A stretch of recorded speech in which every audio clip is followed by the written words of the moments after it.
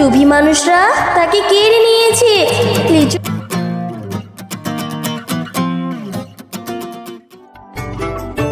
বাবা, তুমি শহরে যাচ্ছ, আমার জন্য কি আনবে বাবা? কি চাস মা আমার? তোর জন্য অনেক খেলনা নিয়ে আসবো, নতুন জামাও আনবো। ওহো, আমি লিচু খাবো, টসটসে লাল লিচু। কতদিন লিচু খাই না, তুমি অনেকগুলো লিচু আনবে। হ্যাঁ বাবা। ঠিক আছে মা আমার, তুই যখন চেয়েছিস তোর জন্য লিচু নিয়ে আসবই, ভালো ভালো মিষ্টি লিচু। শহরে কাজ করে টাকা হলে আগে তোর জন্য লিচু কিনবো। তাড়াতাড়ি ফিরে এসো বাবা।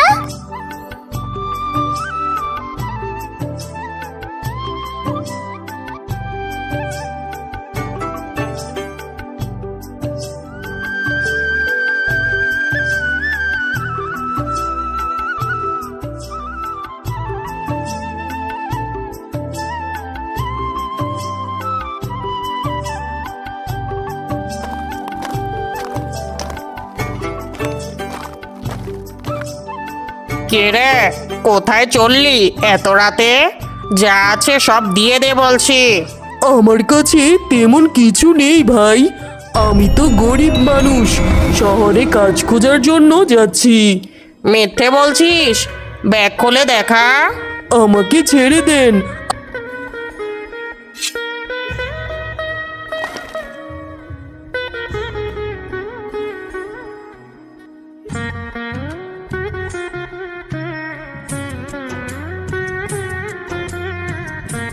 মা, বাবা কখন আসবে?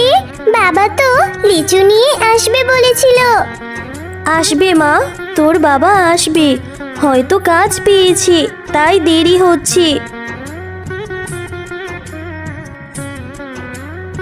ভাবি, আমি তো শহরে থাকি, সেদিন খবর পেলাম একজন নাকি ছিনতাইকারীর কবলে পড়ে মারা গেছে। পরে তার বর্ণনা শুনে জানতে পারলাম সে রহিম ভাই।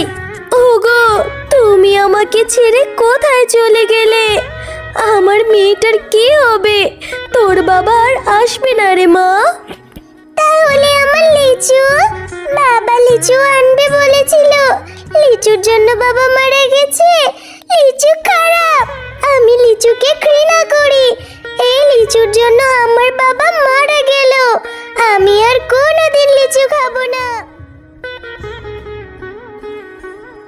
মারে, ঘরে তো কিছু নেই, কেউ সাহায্য করছে না, আমরা কিভাবে বাঁচবো?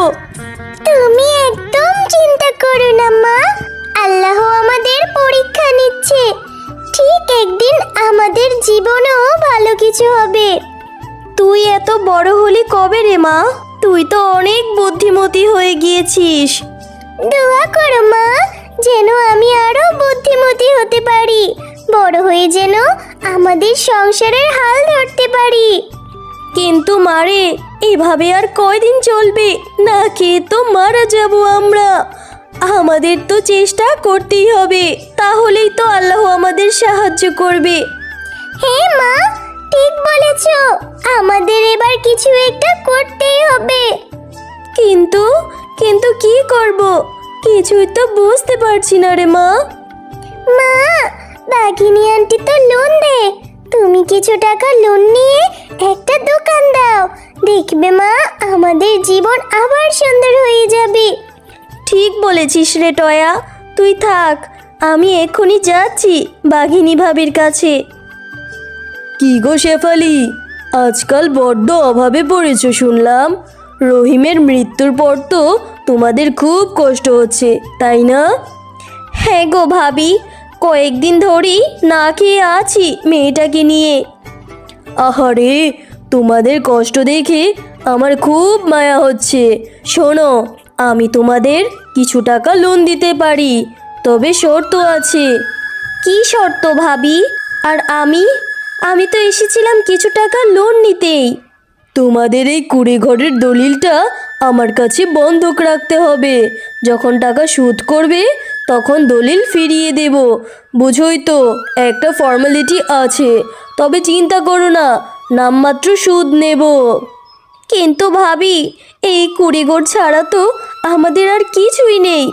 আরে বাবা, কিছুদিন পরেই তো শোধ করে দেবে, তখন আবার তোমার ঘর তোমার কাছেই ফিরে আসবে। শুধু শুধু কষ্ট করে কী লাভ? আমি তোমাদের ভালো চাই বলেই তো বলছি।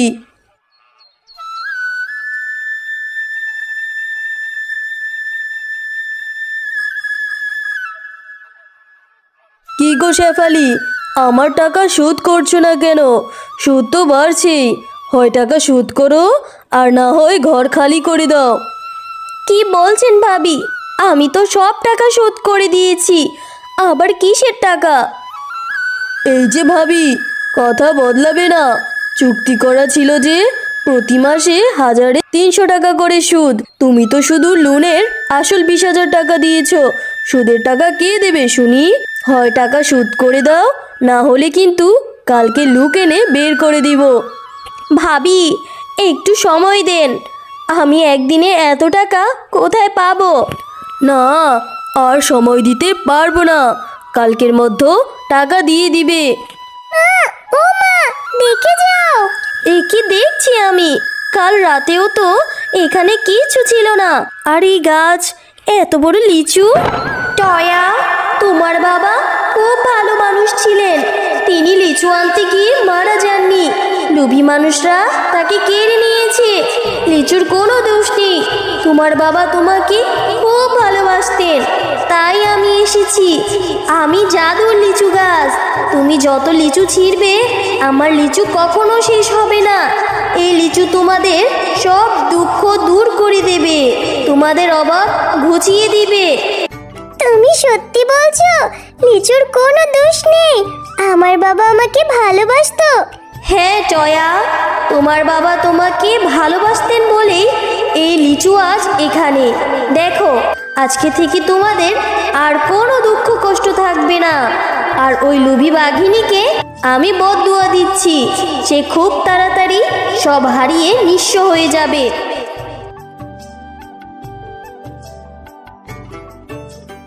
শেফা, আমাকে মাফ করে দে বোন। আমি তোর সাথে খুব অন্যায় করেছি। আমার সব শেষ হয়ে গেছে। আমার এই অবস্থা কেন হলো? ভাবি, তোমার লোভী তোমাকে এই অবস্থায় এনেছে। তুমি যখন অন্যের ক্ষতি করেছো তখন প্রকৃতিও তোমাকে ছেড়ে দেয়নি। আমাদের এই জাদুর লিচু গাছ কোনো সাধারণ গাছ নয়, এটা ভালো মানুষের জন্য আশীর্বাদ। যে অন্যের অধিকার কেড়ে নেয় তাকে একদিন সব হারাতে হয়। তোমার লোভ তোমাকে অন্ধ করে দিয়েছিল, তোমার শাস্তি তোমার কর্মের ফল। লিচু নাও ভাবি, এই লিচু ভালোবাসার প্রতীক। যদি সত্যি তোমার ভুল বুঝতে পেরে থাকো তাহলে হয়তো এই লিচু তোমার মনকে শান্তি দেবে।